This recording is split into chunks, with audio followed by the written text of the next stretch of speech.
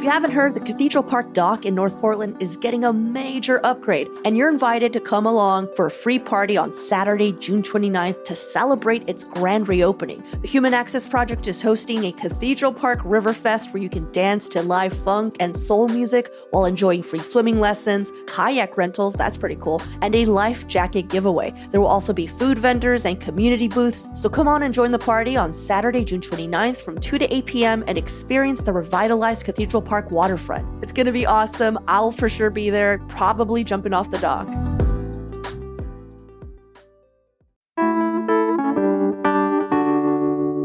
Portland is a city of neighborhoods, all with their own identities and quirks, and that can make it pretty easy to stay within your own zone and not explore other parts of the city. So today on CityCast Portland, we're continuing our neighborhood guide series where we talk with Portlanders about the good, bad, and ugly of where they live. And this time, we're visiting the beautiful North Portland neighborhood of Concordia.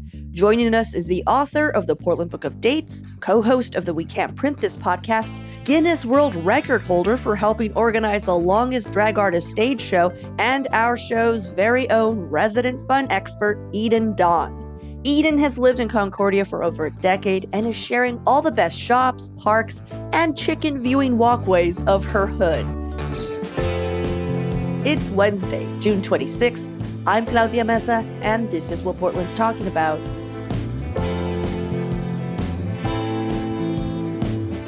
You know, Julie and I were actually in your neighborhood this Sunday. You said that in a vaguely threatening way, but I would have been happy to see you. I would have been excited to see you. So, I didn't know you lived in Concordia. This is why I was like, I had no idea. Had we would have like gone through all the streets yelling your name at the top of our lungs. Mm-hmm. Even though I think Julie has your number, I would have still yelled your name. I would have been like, hey, Dad! It probably would have worked. Well, before we get into specific spots to check out, do you want to name the boundaries of Concordia? And I ask you this because we were at Fernhill Park for the Cully Parkway. And then I was really confused because I was like, well, are we in Cully right now? Or is this... Okay. Do you see what I'm saying, Eden? So can you just tell like where Concordia is? I believe that is Cully trying to encroach upon my hood. Oh. And though I am a pro Cully, I am a Cully fan. My understanding is it's not a perfect square, as most neighborhoods aren't, but to the west, we go up to Alberta Park and we get Fernhill. Fernhill to the east is ours. So we're kind of Alberta Park to Fernhill Park. And then north to south is essentially Alberta Street to like Lombard, Columbia kind of area. Mm-hmm. The upper bit of Alberta is ours. Fernhill, I declare to be ours. Mm-hmm. Okay, you're calling Fernhill. All right. I'm calling it. I'm calling it. Okay. Well, give me your best Concordia pitch. Like, what do you love about living there? I have lived in every quadrant in Portland in my centuries of living here, and it is my favorite. I love Northeast the most, I have to say, unequivocally, and I love this area because it is so walkable. I love all the old houses. There's like a lot of gardeners in our neighborhood. So I love to walk around, see everybody's beautiful yards. I have a real aversion to that thing did you ever watch the show Weeds where it's like little boxes on a hill? Mm-hmm. Like houses that all look the same make me pretty quickly depressed, particularly if they're all painted gray. That is like the quickest way to form an Eden Dawn depression. So I love that everything here has a lot of individual personality. It's so walkable. We have tons of great coffee shops. We have these beautiful parks because Fernhill is ours. It's just a really lovely area. I like a walkable neighborhood. I grew up in the country out south of Salem where the closest walk was like a mile walk to get on a bus to go anywhere. So now I love living in a neighborhood where I'm like, I want a cup of coffee. I have 9 coffee shops to join from in the next, few blocks. Mm-hmm. I'm so glad you're here because I really want someone to explain Dame and Little Dame to me, and that's in your neighborhood. And every time I go there, I'm like, what's going on? But I'm going to hold off on that. Yeah, and no one knows the answer. Do you know what I'm talking about? There's like yes, of course. There's like this restaurant. You're like, is it a pop-up? What's happening? And why are there 2 of them? I don't understand. You never know what they're going to be serving. Okay. My other final thing I'll say about a small thing I love in this neighborhood is because we have Kennedy School. Okay. And if you live in the neighborhood, you get to use the soaking tub for free. That's pretty cool. Yeah, you just show them your ID that you live in the neighborhood, and then you get to sit there. And it's like a little tiny tropical courtyard. It has like a palm tree. You can get a margarita. You soak there, you walk there, and then you watch a cheapy movie and go home. It's like a lovely afternoon. Did you know that our executive producer, John Atariani, used to work at Kennedy School? I did not know that. He's got stories. Yeah. Probably about me drinking too many margaritas in the soaking tub.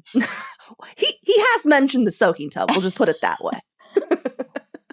Well, we've talked about a few of the positives. Now, what are a few of your personal Concordia gripes? My personal gripes, I don't have that many. I have to say, again, I'm very pro this neighborhood, which is part of the problem. No one ever leaves it, and it's hard to get into. We live in a 115-year-old house that has one very tiny, tiny bathroom that is often my husband and I and two cats somehow all in there brushing our teeth at the same time, even the cats brushing their teeth. So I would love to live in a house with just even 1.5 bathrooms.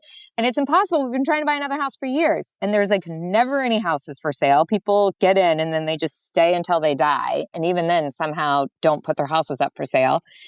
The only other thing I would say is because Killingsworth runs through it, and people are just real speedy on there these days.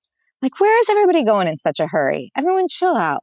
Chill out, okay? I'm very busy as a person, and we still don't need to be that aggressive. You're going to get there when you get there. I hope everyone just heard Eden. I would do as Eden said, yeah. My life advice is chill out, quit being so aggressive, and if you're listening to anything with sound in public, put in some headphones. Yeah. That's my big advice. I'll solve the world with those two things. Well, I've actually had two friends that have lived in that neighborhood, one in the condos, like not the ones closest to Wilder, but like the next ones over. And they were very lovely, very nice area. And then my friend Heather, hey Trey, her and her partner just got this beautiful house like right on the street where Wilder is. Further down, and I have to agree, like all the houses there, like when we go for like post-dinner walks, it's just a garden show, you know? It's so great. It's like everyone is having a little bit of a show off, but it's an encouraging show off. I feel like if I'm walking by and I'm like, ooh, is that your clematis that's going up the side of the house? People, because I'm a bit of a gardener too, we love to talk about it. We want everybody to know about the plants we have. So it's very nice. It doesn't feel like keeping up with the Joneses. It feels more like, yes, come join my cult of gardening. All right, well, let's take a quick break here. And when we come back, where Eden would take you if you were visiting Concordia.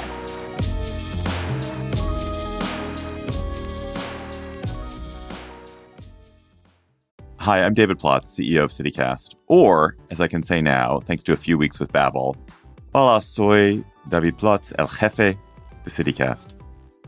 What if in 2024 you got a little bit better every day? When you're learning a new language with Babel, that's exactly what you're doing. And if Babel can help me start speaking a new language in just 3 weeks, imagine what you could do in a full year. I got started with Babel because I realized that my girlfriend, who's a native Spanish speaker, and my son, who's in AP Spanish, were conspiring against me, or I thought they were conspiring against me in Spanish. I wanted to know what they were talking about. And now, thanks to literally just a few weeks of Babel, I'm starting to be able to eavesdrop. It is rare that something so fun and simple, and Babel is super fun and very simple, is also so useful. So here's a special limited time deal for CityCast listeners. Right now, get up to 60% off your Babbel subscription, but only for CityCast listeners at babbel.com/CityCast. Get up to 60% off at babbel.com/CityCast. Spelled BABBEL.com/CityCast. Rules and restrictions may apply. So let's say brand new person moved to the area. Where are you going to say, okay, this is where you're going to go? Okay. First of all, when people come in, because we live very close walking distance to that corner we're going to talk about of 30th and Killingsworth, which is our little own European piazza, I like to say.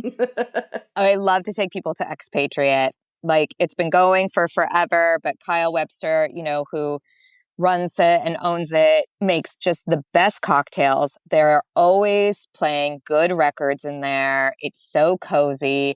Every time we take someone to Expatriate, they're just like, what is this bar? They love it. And it sort of lends itself to secret telling. There's something about a good, dark, cozy bar with like a good cocktail that makes people just start spilling the gossip, which is all I want in life. Mm-hmm. I just want to go to a dark bar with my friends and have someone give me some gossip. With vinyl records playing, for sure. That's it. I love to take people on a big, long walk. In the pandemic, I think as many of us did, I perfected my neighborhood walking loop. Oh, okay. So I have like the street that I know has the backyard chickens where they like put out chicken feed and you can feed them and chit chat with them. And then I like to loop around to Fernhill, which has an off-leash area, even though I am primarily a labeled cat. I am a cat person, but I have a real soft spot for that thing when dogs are so happy they look like they're smiling big. And the dogs there, it's a very cute place. If you like get a coffee or something to just sit on the hill and watch all the dogs be very, very happy. And it's a huge park, so it's like a lovely bit to go through. And then I love to take people to Thicket, which is this very cute little local nursery. Oh. Totally hiding in plain sight. It's on Alberta, but it's kind of behind Sip, that little juice smoothie place. Yeah. It's so adorable. You kind of go back there and they just have a beautiful amount of different flowers and plants and put things together in neat little ways. It's just one of those things where you're like, what is this place? How is this here in the middle of a city? I'm looking at pictures right now and it seems like more approachable Pistols. Yes, in some ways, because Pistols does feel like they really, really know their stuff and you have to kind of be good at gardening. Yeah, because I'm like, I don't know what any of this is. This one does feel a little bit more organic, but they're both great. And I love to go to Pistols too because I like that white fluffy chicken there. I didn't know how much of my life was around going to see various chickens, but I'm learning it right now. Eden has plotted her life just along the routes of chickens existing. Because I'm a vegetarian, I'm always convinced they know and they like me. They're like, we like her. She is not going to try and eat us. She is our friend. I'm just convinced. You're probably right. Well, give me one more place. Okay, the other one that's really cute to show people who haven't been here is, slightly controversial. Oh, okay. Because it's technically out of the bounds of Concordia, but it is still walking distance. Is it Cully? It's not in Cully. Okay. When people are visiting, I still always take them to Bamboo Sushi so they can eat the Green Machine because I tell you what, I first ate that Green Machine roll whenever Bamboo opened. I feel like it's been like 15 years now. I can never get enough of it. Tell me about it. Have you never had the Green Machine roll? I've never heard of this Green Machine roll. God, I'm looking at pictures now and it looks really cool. Like, tell me what's going on here. It has like tempura beans on the inside and it's a veggie roll and it has avocado on the top and you can add tuna to it if you are a fish eater. And then it has this special green sauce they put on it. It is just truly my favorite sushi roll I've ever had in my life. And if anything is going wrong in my life or celebrating, like last year when I literally got a Guinness World Record. And as soon as we were done, Ashad's like, where do you want to go? And I was like, I want a Green Machine. I've been awake for 48 hours. I want a Green Machine roll. And that's what I got. So I love to take people there. And it's cute. You sit at the little sushi bar, have some sake. So technically just outside Concordia bounds, but still walking from my house. So I count it as being a neighborhood stroll. Nice. Okay. Well, those are the places you would take people visiting. Mm-hmm. Give me 3 hangouts, just like where you're like, this is where we go as locals. Like, here's the deal. If someone came to visit me in St. John's, I would wait to take them to Slim's because to me, I'm like, that's a local hangout. That's not a place where you have to understand a few things before you can appreciate. You know what I'm saying? I would take them to Pastificio. I would take them to Garrison. I would go to these places. So where are just the ones where I'm like, I don't have to explain anything to you. These are the local hangouts. They're awesome. You like them, you don't, whatever. We hang out 100% in this neighborhood at Wilder. Nice. Wilder at 30th and Killingsworth because Ben Preacher is the charming bartender and owner and Ben knows everyone. It's very Cheers vibes. He knows your drink. that is the primary place I talk to my neighbors is at Wilder. I don't talk to them outside our actual homes because there we just like nod at each other and go into our houses. But at Wilder, everybody in the neighborhood hangs out. It is full frequently, but it has outdoor seating too. It is just the spot that people go. It's like indisputably, I feel like that is a hang. And even if it's full, then you pop into one of the other places there at 30th. That's why it's so great. There's Dame and Gabbiano's with the mozzarella sticks that are the size of your head. You know, everything around there, it's just such a great little corner. So I say Wilder is the primary, but really that corner is just where people from the neighborhood hang out. Yeah, and maybe one day you'll explain Dame to me. Wait, I want to tell you something about, so Ben Preacher, he's the Irish guy, right? He's Irish? So we actually have like a sister neighborhood connection because he also owns Garrison. Oh, yes, he does in St. John's. Yes, so we have like a little piece of Wilder. And it's funny because before I moved here, I would go to Wilder specifically for, and this is, you know, I know you're a vegetarian, but they make a very good burger. Yes, people love that burger. So good. And so we would go specifically for that because you could get it on a polenta, like, disc, you know, like you could forego the bun, put it on polenta, which is what I would do because I love polenta. I love polenta too. So really good. An unsung hero. Really, it really is. So I'm just saying we have like this like Ben Preacher connection. Everyone loves Ben Preacher. If Ben Preacher is listening to this, he should feel chuffed today because everyone loves Ben Preacher. So for sure, Wilder. Another one that is such a little local spot is on Ainsworth, which is a beautiful street. It's a big, beautiful, wide street that has the strips in between the lanes that are all filled with trees and flowers. And you see volunteers there taking care of it. There's one guy I see who rides his bicycle to the middle every day and then sets up a chair and just sits in the sunshine. Nice. Like that's what he does. It's part of his routine.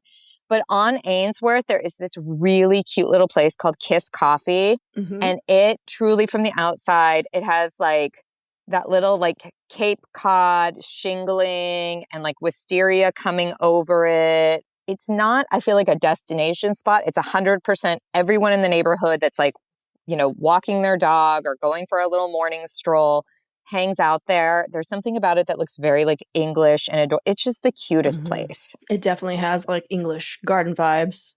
It's just adorable. You know, I think we have this thing in Instagram culture where something becomes popular and then everyone kind of does that thing. Like, so it morphs into a lot of coffee shops look alike, a lot of restaurants look alike because we're like, this is the vibe right now. Right. And so I often find myself really drawn to places like this where it's just, it doesn't look like any other coffee shop in Portland to me. Nice. This is a brand new spot for me. Never heard of it. And you have just sold me on it because it's freaking adorable. While you were talking, I was like perusing the food and I was like, I gotta go here. This looks awesome. It's really cute. I like that one a lot. One more that we got into, was it last year or the summer before? I can't remember. It's particularly something I love in the summer is Dogwood Wine and Flowers.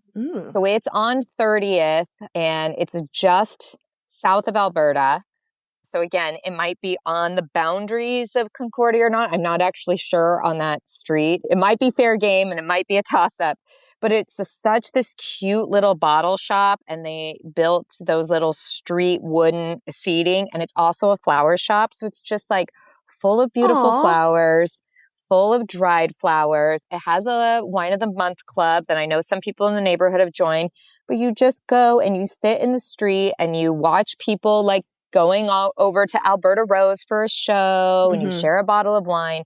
And there are these moments in Portland like that where I'm sitting out and like sharing wine with friends and watching everybody walking around happy where I truly am like, oh my God, we live in the best city ever. Right? Yeah. I have those feelings all the time. I've actually said it. I mean, I was like a glass and a half in where it depends on where you live. But if you're living in the right neighborhood, you will talk to your neighbors and be like, do you think we're in heaven? Yeah, it's true. Do you know what I'm talking about? Where you're just like, do you think this is like, I can't think of a better like situation. And I'm like, that's where you know you're in your neighborhood, you know?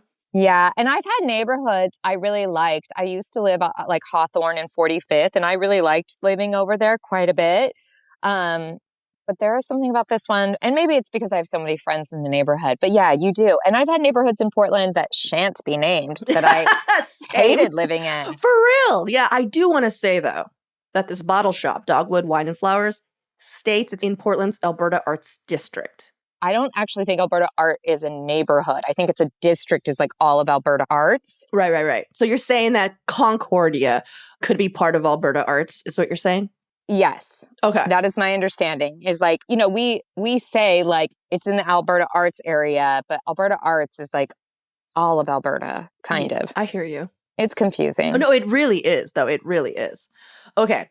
So before we wrap up, is there anything else you want to mention about Concordia? I would like to plug the Concordia Newspaper. Okay. Which I have no affiliation with, have not written for it or been in it or anything to do with it, but it is just a free neighborhood paper that volunteers put together and once a month shows up to your doorstep if you live in Concordia. And I love that it exists and I love reading it. It's like little neighborhood gossip. It's where I frequently find out if like a new gallery is going to open up or if a business is moving or when the, Easter egg hunt for the neighborhood is going to happen, when neighborhood associations are meeting. I just think it is the sweetest thing that it exists. As journalists, we like forms of regional journalism, and I think it is very sweet. So that is a big plug. The only other thing is, I guess, if you are moving away from Concordia and you have 2 bathrooms and would like me to buy your house, please contact me. Hit me up. Eden Dawn. I don't know if it's edendawn@gmail.com. I'm just making that up. edendawn@gmail.com. It's pretty close to that. You can find me. I'm very available on the internet. All right. Well, that was, I feel like, the most interesting neighborhood guide we've done because it ended with a pitch of you buying another house in your neighborhood. Which shows that I love it. Yeah. And I want to stay for forever. I would just like to be able to have 1.5 bathrooms. Eden, you're the best. Thank you so much for walking us through your neighborhood. I learned so much about a place that I thought I already I was like, oh, I know this place. And I just learned so much more. So thank you. Aha, that's what I wanted.